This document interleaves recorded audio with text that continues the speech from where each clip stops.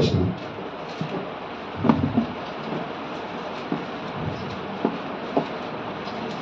మీకా గ్రంథము 7వ అధ్యాయము 13వ వచనం. త్వరగా.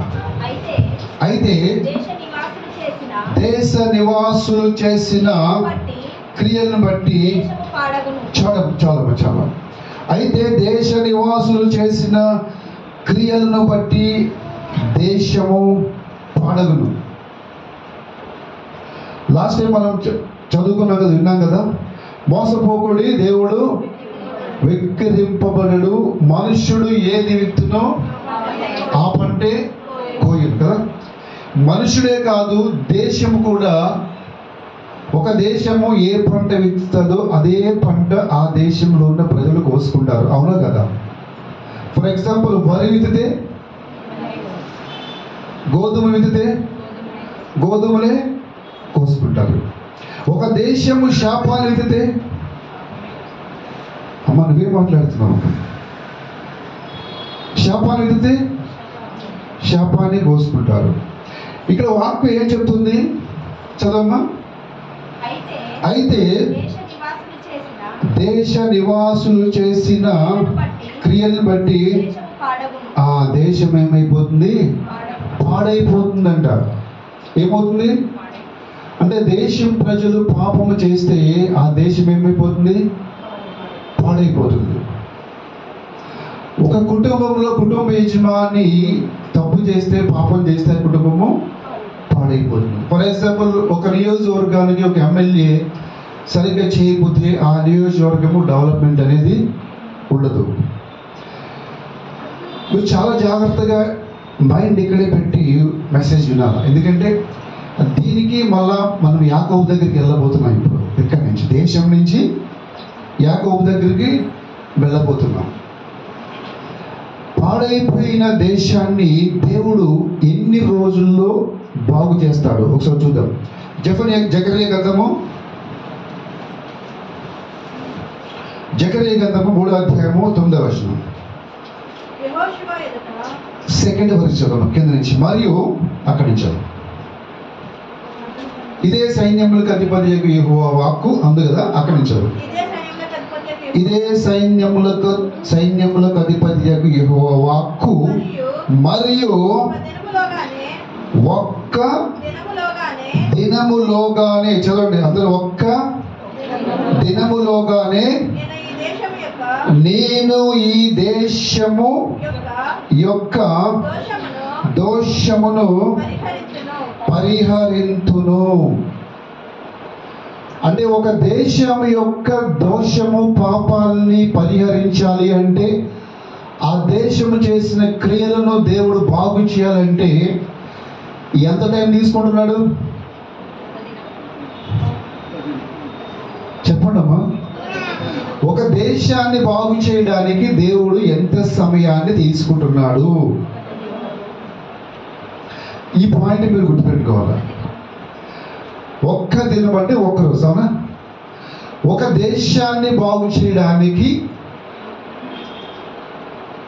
దేవుడు తీసుకునే టైము ఓన్లీ 1 డే. అవును కదా? మరి నిన్ను బాగు చేయడానికి, నువ్వు అనుకున్న గోల్ రీచ్ అవడానికి, ఫర్ ఎగ్జాంపుల్ నీ కలెక్టర్ అవ్వాలనుంది, లేకపోతే డిఎస్పి అవ్వాలనుంది, చాలా హై లెవెల్కి వెళ్ళాలని నీకు ఉంది. అవునా? అది నీ మైండ్. చాలా జాగ్రత్త వినాలా. అయితే దానికి అనుకూలంగా నువ్వు లేవు. కొన్ని మిస్టేక్స్, కొన్ని ప్రాబ్లమ్స్ ఉన్నాయి. సంథింగ్ ఎవరి మీద కోపడ్డావు, చిరాకు పడ్డావు, ఏదో సంథింగ్ చేసావు. నిన్ను బాగు చేయడానికి దేవుడికి ఎంత టైం పడుతుంది? దేశానికి 1 డే, దేశానికి 1 డే కదా. ఈరోజు మనము అదే తెలుసుకోబోతున్నాం. ఒక వ్యక్తి తన గోల్ రీచ్ అవ్వాలంటే ఎంత టైం పడుతుంది? నువ్వు ఫర్ ఎగ్జాంపుల్ ఒక స్టేజ్కి వెళ్ళాలి అంటే ఎంత టైం పడుతుంది? లోకానుసారంగా ఆలోచిస్తే పెద్ద ప్రాసెస్ ఉంటుంది కదా. లోకం వేరు, వాక్యం వేరు. చెప్పండి, లోకం వేరు, వాక్యం వేరు. లోకానుసారంగా ఆలోచిస్తే చాలా పెద్ద ప్రాసెస్ ఉంటుంది కదా. అయితే మనం లాస్ట్ టైం చదువుకున్నాం యాకోబు గురించి. అవునా? యాకోబుని అందరూ ఏమంటారు? మోసగాడు మోసగాడు మోసగాడు అంటారు కదా. ఎప్పుడైనా గుర్తుపెట్టుకోండి మీరు, ఒక మనిషిని ఇంకొక మనిషి చూసే విధానము ఒకలా ఉంటుంది. అదే ఒక మనిషిని దేవుడు చూసే విధానం వేరే రీతిగా ఉంటుంది. అర్థమవుతుందండి? ఇప్పుడు నీ ఎదురుగుండగా మోసాలు చేసినటువంటి వ్యక్తి నీకు కనపడితే సాధారణంగా నీకు కలిగే అభిప్రాయం ఏంటి? మోసగాడు. అవునే కదా? మంచోడు అంటావా? అందరు కదండి మోసగాడనే అంటారు. ఈవెన్ మనం బైబిల్లో చూసినట్లయితే అందరూ కూడా యాకోబుని ఏమన్నారంటే మోసగాడు మోసగాడు మోసగాడు అన్నారు. అవునా? లాస్ట్ టైం కూడా మనము కూడా అలాగే అనుకున్నాం కదా. ఏమనుకున్నాము? అదే విత్తాడు, అదే కోసుకున్నాడు. తర్వాత చూసినట్లయితే యాకోబు ఎవరి కోసమైతే ప్రయాసపడ్డాడో ఆ రాహేలు తర్వాత దేవుడు మళ్ళా తనకి ఇస్తాడు కదా. అయితే యాకోబు గురించి ఎవరెవరు ఏమేమి అభిప్రాయాలు పడ్డారు, దేవుడు ఏమి అభిప్రాయపడ్డాడో చూద్దాం ఒకసారి. ఆదికాండము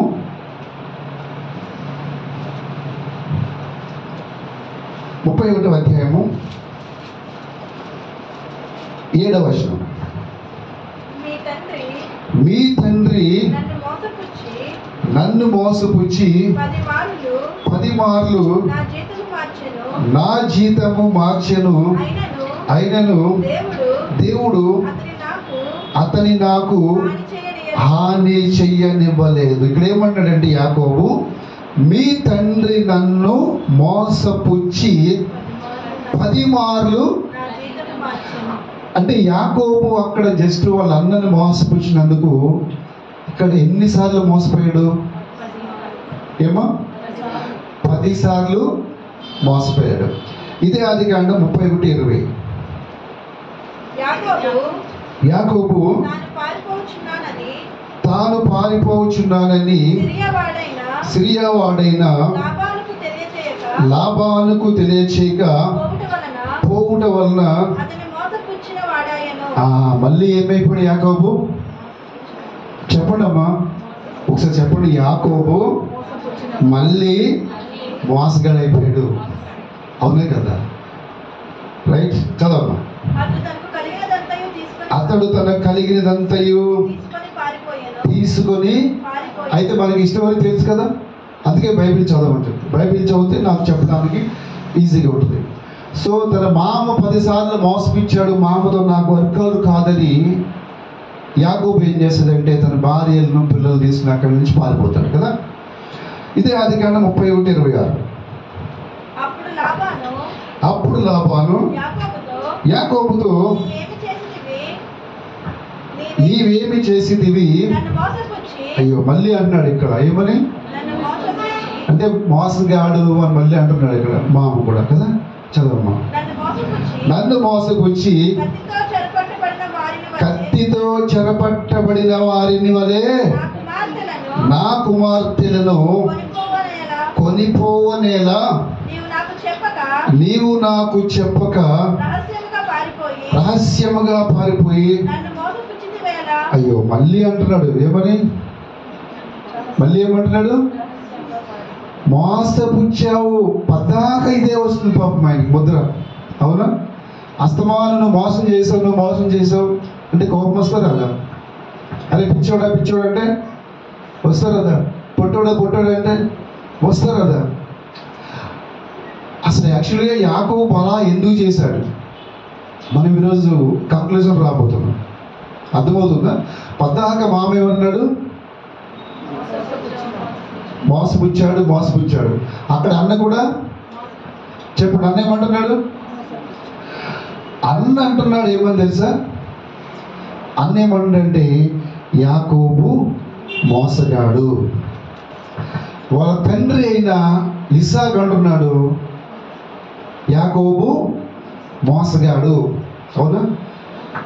పిల్లనిచ్చిన మామ అంటున్నాడు యాకోబు మోసగాడు. ఇక్కడ ముగ్గురు గుర్తుపెట్టుకోండి. ఒకటి, తండ్రి ఏమంటున్నాడు? యాకోబు మోసగాడు. అన్న ఏమంటున్నాడు? యాకోబు మోసగాడు. మామ ఏమంటున్నాడు? యాకోబు మోసగాడు. వీళ్ళు ముగ్గురు ఏమంటున్నారు? యాకోబు మోసగాడు, మోసగాడు, మోసగాడు కదా. ఇప్పుడు దేవుడు యాకోబు గురించి ఏమంటున్నాడు చూద్దామా? ఆదికాండము 32వ అధ్యాయము 22వ వచనం. ఆ రాత్రి అతడు లేచి తన ఇద్దరు భార్యలను తన ఇద్దరు దాసీలను తన 11 మంది పిల్లలను తీసుకొని యబ్బోకు రేవు దాటిపోయిన ఫ్యామిలీని తీసుకుని యాకోబు వెళ్తా ఉన్నాడు. చదవమ్మా. యాకోబు వారిని తీసుకొని ఆ ఏరు దాటించి తనకు కలిగినదంతయు ఏం చేశాడంటే మొత్తము ఫ్యామిలీ పిల్లల్ని అందరినీ కూడా పంపించేస్తాడు. పంపించేసి ఏం చేశాడు చదవమ్మా. యాకోబు ఒక్కడు మిగిలిపోయాను. చెప్పండి, మోసగాడు ఒక్కడు. అవును కదా. యాకోబు అంటే మోసగాడే కదా. మోసగాడు ఒక్కడు మిగిలిపోయాడు. యాకోబు ఒక్కడు మిగిలిపోయాడు. చదవమ్మా. ఒక నరుడు తెల్లవారు వరకు అతనితో పెనుగులాడెను. ఎవరా నరుడు?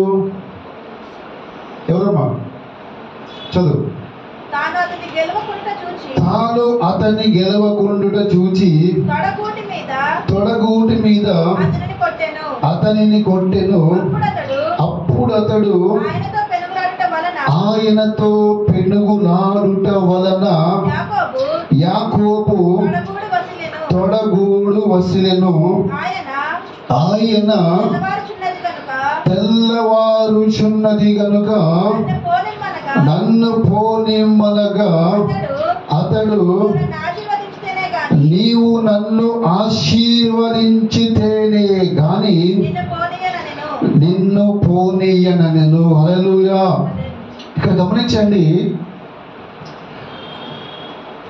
యాకోబుకు ఆశీర్వాదం లేదా? ఆల్రెడీ బోల్డ్ అంత ఆశీర్వాదం ఉంది. అవునా? ఇంతకు ముందు పై వచనాలు చదువుకున్నాం మనం. ఏమని? యాకోబు తన కలిగినదంతయు తీసుకుని, ఏం తీసుకుని అంటే చాలా కలిగి ఉన్నాడు అక్కడ. ఆ కలిగి ఉన్నదంతా తీసుకుని బయలుదేరాడు. వస్తున్నాడు కానీ యాకోబు లోపల మనసులో హృదయంలో సంథింగ్, ఒక బాధ ఉంది.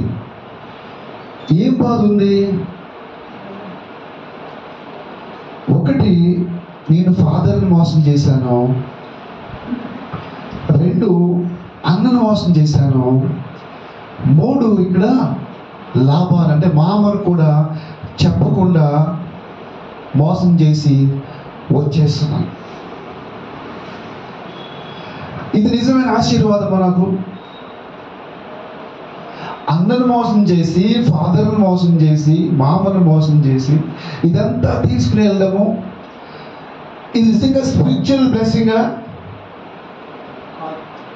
అని యాకోబులో ఏమొచ్చిందంటే హృదయంలో ఒక ఘర్షణ వచ్చింది. అర్థమవుతుందండి?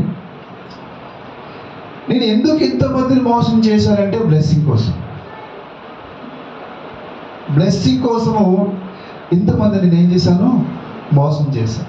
కానీ ఇది కరెక్ట్ కాదు. నాకే ఆశీర్వాదం కావాలంటే నిజంగా దేవుడిచ్చే ఆశీర్వాదం నాకు కావాలా? సో నిజంగా దేవుడిచ్చే ఆశీర్వాదం నాకు కావాలని యాకోబు ఏం చేశాడు? ఎక్కడ కూర్చున్నాడు? ఎబ్బేకు రేవు దగ్గర కూర్చున్నాడు. కూర్చున్నప్పుడు చదువు 28వ వచనం, 27వ వచనం. ఆయన నీ పేరేమని అడుగగా అతడు యాకోబు అని చెప్పాను. ఇప్పుడు దేవుడు పేరు అడిగాడు, అవును కదా? ఏమడిగాడు? నీ పేరు ఏమని అడిగాడు. మనం బైబిల్ చదివేటప్పుడు ఎప్పుడైనా సరే క్వశ్చన్స్ వేసుకోవాలి. అక్కడ బైబిల్ చదివేటప్పుడు ఏం చేయాలి? అక్కడ ఆగిపోయి క్వశ్చన్ వేసుకోవాలి. ఏం క్వశ్చను? ఇట్లా చాలా ఉంటాయి. దేవుడికి యాకోబు పేరు తెలుసా తెలీదా? యాకోబు పేరు దేవుడికి తెలుసు, అవునా? మరి యాకోబుకి దేవుడి పేరు తెలుసు కదా. తెలిసినప్పుడు నీ పేరేంటి అని అడిగాడు, అవునా? ఎందుకు అడిగాడు? ఇప్పుడు ఆశాకి పేరు నాకు తెలుసు కదా. అక్క మీ పేరు అంటే ఎలా ఉంటుంది చెప్పండి అమ్మా. మీ పేరేంటంటే సంథింగ్ దాంట్లో ఏదో అడిగే విధానంలో ఏముంది? తేడా ఉంది కదా. మరి యాకోబుని కూడా నీ పేరేంటని అడుగుతున్నాడు. కంపల్సరిగా దేవుడికి యాకోబు పేరే కాదు, ఈ సృష్టిలో అమ్మ ఇక్కడే ఉన్నావా? ఓకే, అంటే ఏదైనా దర్శనాలు అట్లా వస్తున్నాయా? Okay, no problem. దేవునికి స్తోత్రం. అంటే కొంతమంది వాక్యం వింటూ దర్శనాలు వస్తాయి మనకి. అట్లాంటి దేవుని దర్శనం వచ్చిందేమని అడుగుతున్నా. దేవునికి స్తోత్రం, హల్లెలూయా.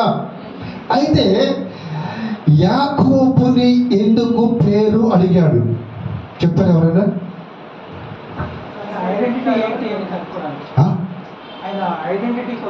ఐడెంటిటీ కోసం. Okay, very good. ఇంకా కరెక్ట్గా చెప్తాడు లేదా? ఇంకా ఏమో మార్చడం కోసం. ఓకే, ఇంకెవరైనా చెప్తారా? అమ్మగా చెప్తారా? ఎందుకు? ఈరోజు చాలా మంది వచ్చి ఉన్నారుగా. దేవునికి స్తోత్రం, హల్లెలూయా. ఎందుకు దేవుడు యాకోబుని పేరు ఎందుకని అడిగాడు? ఎందుకు అడిగాడు తెలుసా? యాకోబు అంటే ఎవరు? మోసగాడు.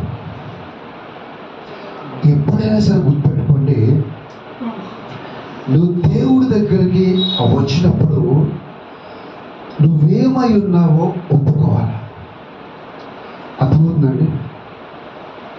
నువ్వు దేవుడి దగ్గరికి వచ్చినప్పుడు నేను ఇంటెలిజెంట్, నేను బీటెక్, ఎంటెక్, సాఫ్ట్వేర్, హార్డ్వేర్ నడవదు. ఇదంతా ఫిజికల్ రంగంలో. అర్థమవుతుందా? నువ్వు స్పిరిచువల్ రంగంలో ఏమై ఉన్నావో అది ఒప్పుకోవాలా. నీ హృదయ స్థితి ఏంటి?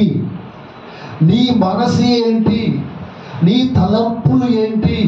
నీ ఆలోచనలు ఏంటి? ఆయన సన్నిధికి వచ్చినప్పుడు నువ్వేం చెప్పాలి తెలుసా? నువ్వు నిజంగా ఏమై ఉన్నావో అది నోరు విడిచి నువ్వు చెప్పాలి.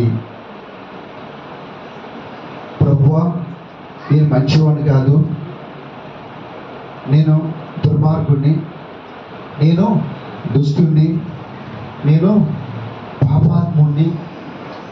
నువ్వేమై ఉన్నావో నీ నోటితో నువ్వే ఒప్పుకోవాలి. అర్థమవుతుందమ్మా? నువ్వేమై ఉన్నావో ఏం చేయాలి? నీ నోటితో నువ్వే ఒప్పుకోవాలి. ఇప్పుడు యాకోబుని ఎంతమంది ఏమన్నారు? మోసగాడు. అన్న మోసగాడు అంటున్నాడు, మీ డాడీ మోసగాడు అంటున్నాడు, లాబాను మోసగాడు అంటున్నాడు. మరి యాకోబు నువ్వేమంటావు? లేదు, నేను మోసగాడిని కాదు డాడీ అంటాడా? నువ్వేమంటావు యాకోబు? మరి నిజంగా నువ్వు మోసగాడివేనా, లేకపోతే ఇంకా దీంట్లో ఏదైనా నువ్వు కరెక్షన్ చేసి వేరేగా చెప్తావా? అర్థమవుతుందండి? నీ పేరేంటి? నిజంగా నువ్వు మోసగాడివేనా? యాకోబు ఒప్పుకున్నాడు, అయ్యా నేను మోసగాడినే. హల్లెలూయా. అయ్యా నేను మోసగాడినే. మా అన్న చెప్పినట్టుగా నేను మోసగాడినే, మా డాడీ చెప్పినట్టుగా నేను మోసగాడిని, మా మామ లాభాలు చెప్పినట్టుగా మోసగాడిని. నువ్వు అడుగుతున్నావు కదా అయ్యా ఎవరని? అయ్యా నేను నిజంగా మోసగాడినే. హల్లెలూయా. ఎప్పుడైతే ఇలాగ ఆయన సన్నిధిలో నువ్వు ఒప్పుకుని ప్రార్థన చేస్తావు, ఏమో తెలుసా? హల్లెలూయా.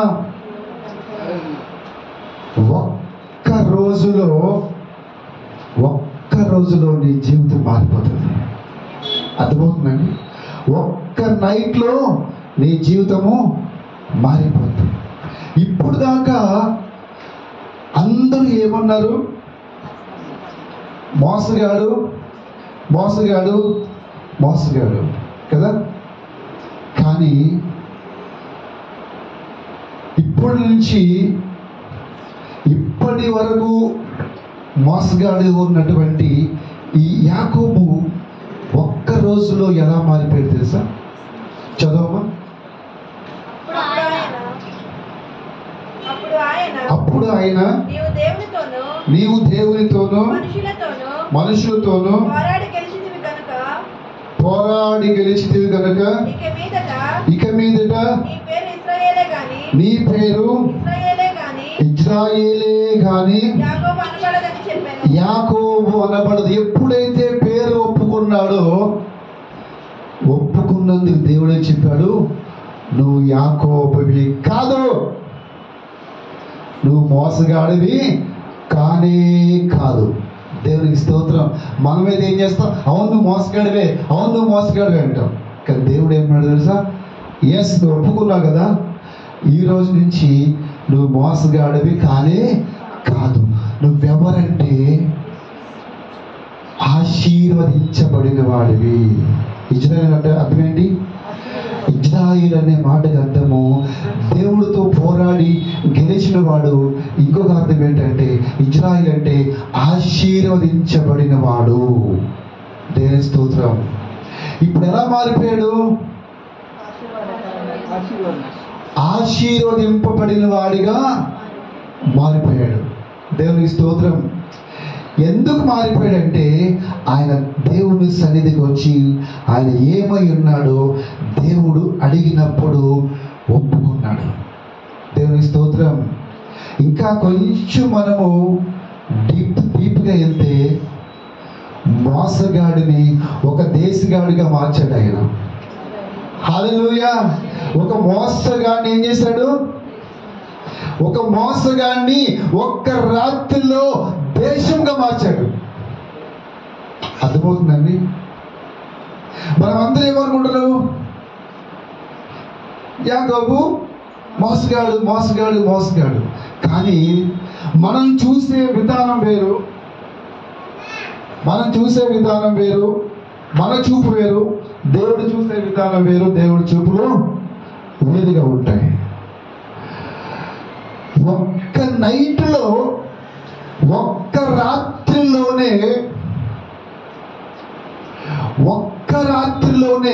మోసగాడు దేశముగా మారిపోయాడు.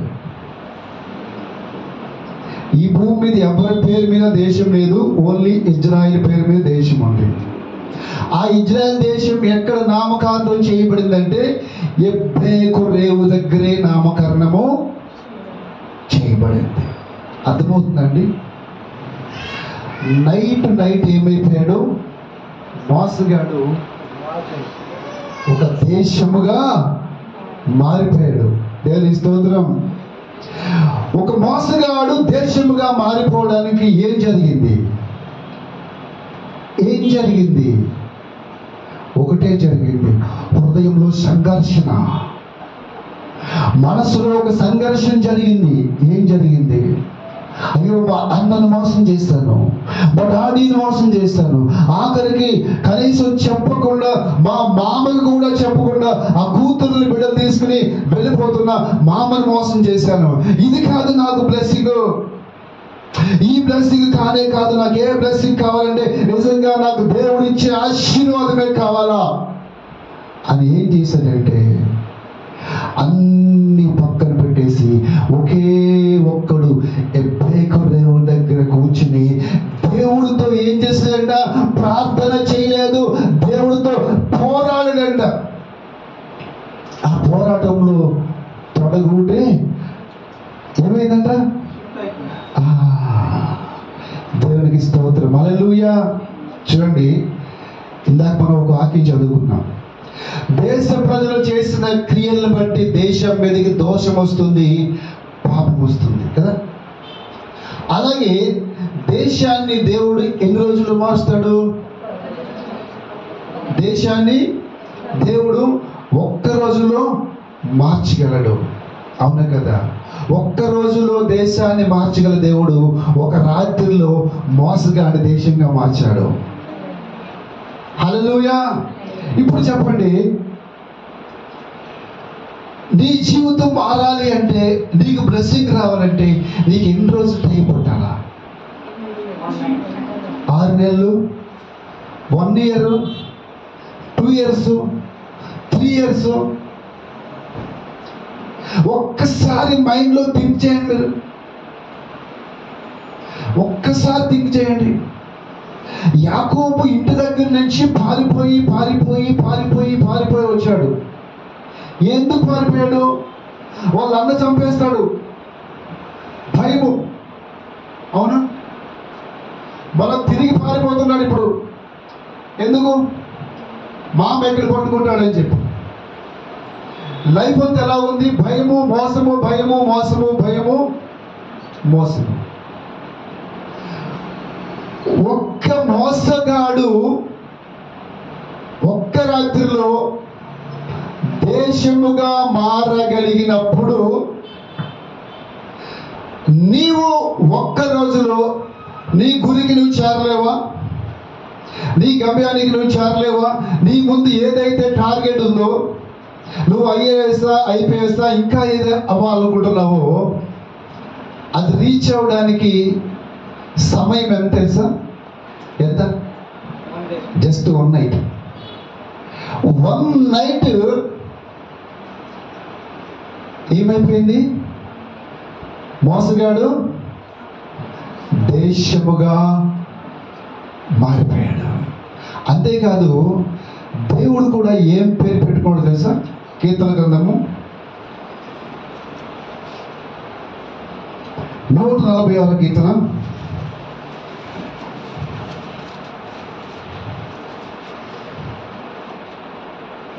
5వ వచనం.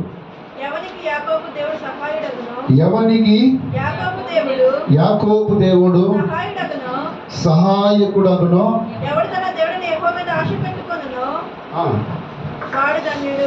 వాడు ధన్యుడు. దేవునికి స్తోత్రం. ఈ వచనం వచ్చిన జాగ్రత్త గమనించిన మీరు. ఎవనికి యాకోబు దేవుడు అండర్లైన్ చేసుకోండి.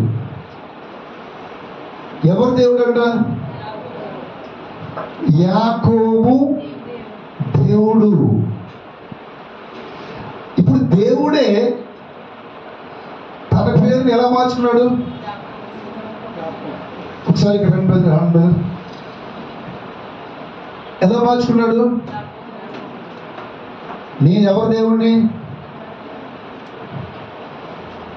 ఇప్పుడు ఈయన్ని అందరూ ఏమంటారు? మోసగాడు అంటారు. ఫర్ ఎగ్జాంపుల్, దేవుడు ఏం చేశాడు? ఈయన ఎలా మార్చాడు? ఇజ్రాయేలుగా మార్చాడు, అవునా? మార్చి ఇప్పుడు ఏమన్నాడంటే, నా పేరేంటి తెలుసా? నా పేరేంటి తెలుసా?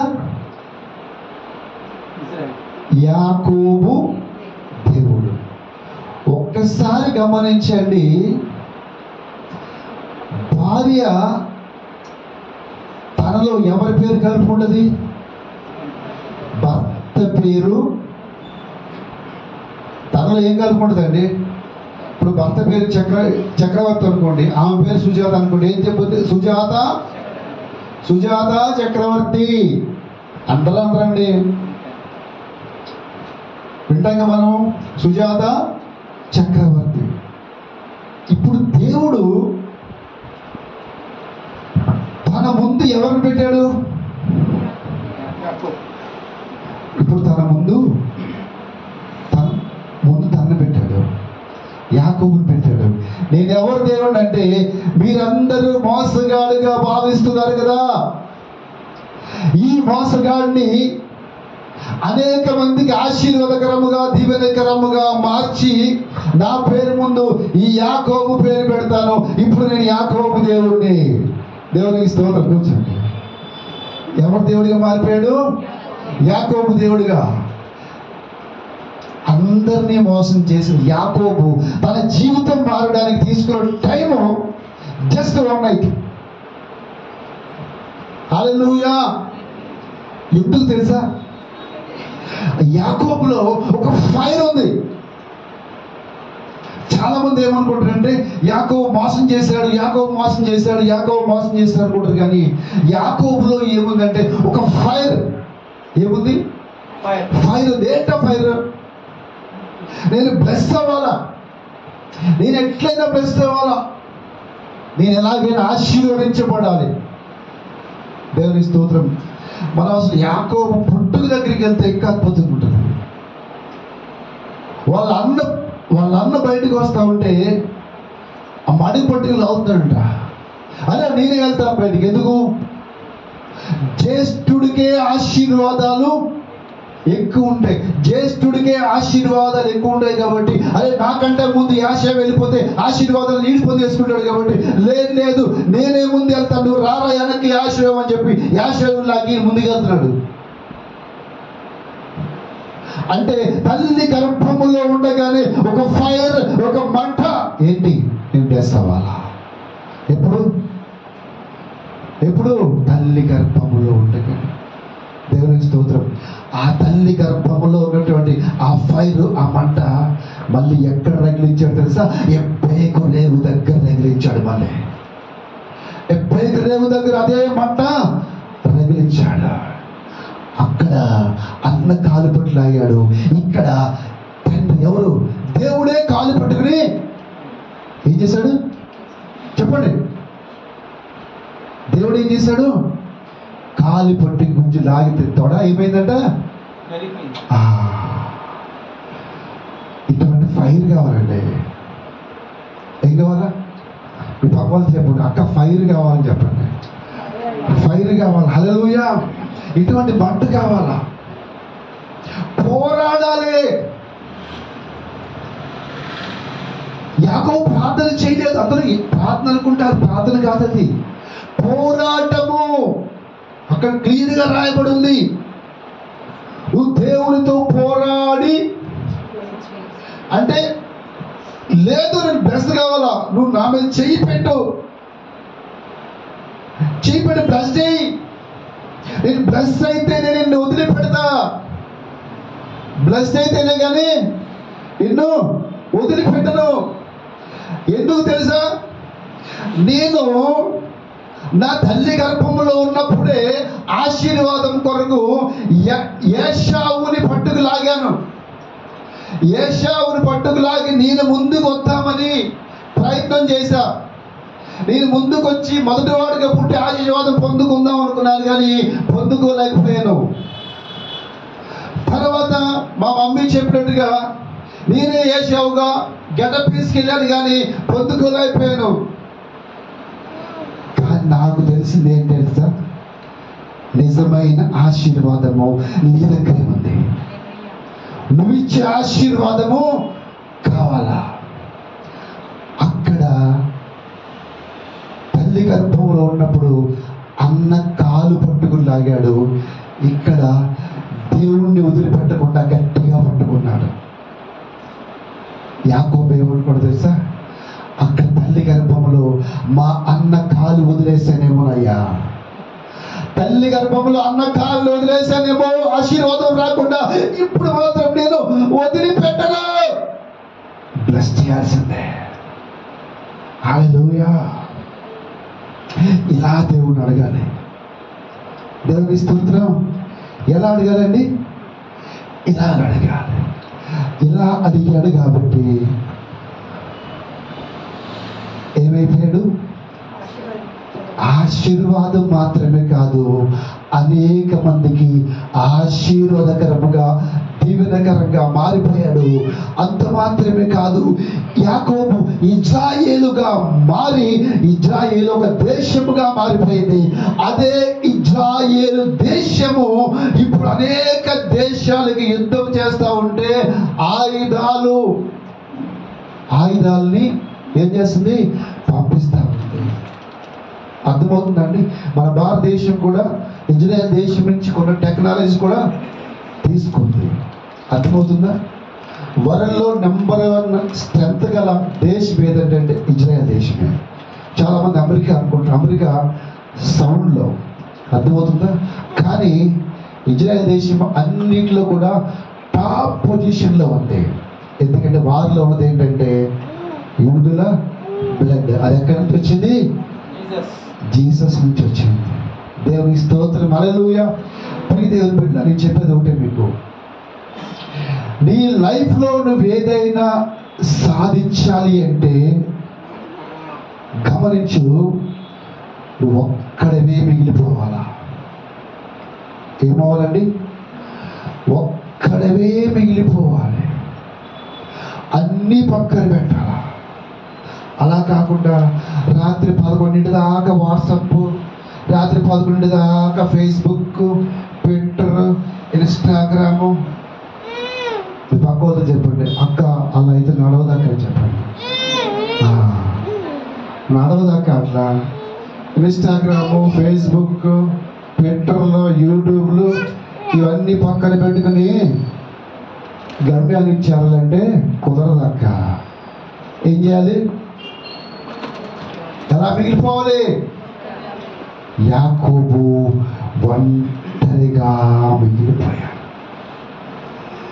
నీ జీవితంలో నువ్వు ఒంటరిగా మిగిలిపోయి దేవుడితో పోరాడే అనుభవంలోకి వెళ్ళినప్పుడు నీ గురి గమ్యం ఏదైందో తప్పకుండా అక్కడికి రీచ్ అవుతాం. దేవుని స్తోత్రం. ఇప్పుడు యాకోబు గురి ఏంటి? నేను బ్లెస్ అవ్వాలా, నేను బ్లెస్ అవ్వాలా, నేను బ్లెస్ అవ్వాలా. బ్లెస్ అయ్యాడా లేదా? ఇందా చదువుకున్నాం కదా మీకా గ్రంథంలో, దేశాన్ని ఒక్క రోజులో మార్చాడు దేవుడు. అవును, దేశాన్ని ఒక్క రోజులో మార్చగల దేవుడు ఒక్క రాత్రిలో యాకోబుని ఇజ్రాయేలుగా మార్చి ఇజ్రాయేలు దేశముగా మార్చాడు. అంత మాత్రమే కాదు, ఇంకేం చేసేది సార్? ఇదే కీర్తన గ్రంథము, ఇదే కీర్తన గ్రంథము 147వ కీర్తన 19వ వచనం. ఆయన తన వాక్యము యాకోబునకు తెలియజేసెను, తన కట్టడలను, తన న్యాయ విధులను. ఎవరు తెలియజేశారండి? ఇజ్రాయేలు తెలియజేశాడు తన వాక్యాన్ని, తన కట్టడలు, తన విధులు, తన వాక్యాన్ని అన్ని కూడా ఎవరు తెలియజేశాడు? ఒక్క నైట్ కనుక నువ్వు కూర్చుంటే దేవుడు అన్నీ తెలియజేస్తాడు. అర్థమవుతుందండి? నువ్వు ఎక్కడికో ప్రాఫిటర్స్ దగ్గరికి పరుగు పెట్టుకుని వెళ్ళాల్సిన అవసరము లేదే లేదు. కూర్చో ఆయన సన్నిధిలో, కూర్చుని, అయ్యా నేను ఫలానా ప్రాంతం నుంచి వచ్చాను, నేను నా పేరు ఇది. అర్థమవుతుందా? క్లియర్గా చెప్పాలా. యాకోబు ఏం చేశాడు? నేను యాకోబునే ఒప్పుకోండి కదా, నేను మోసగాడినే ఒప్పుకోండి కదా. నువ్వేమై ఉన్నావో ఆయన సన్నిధిలో మొట్టమొదటిగా ఒప్పుకుని, రెండవదిగా నీ గోల్ ఏంటి?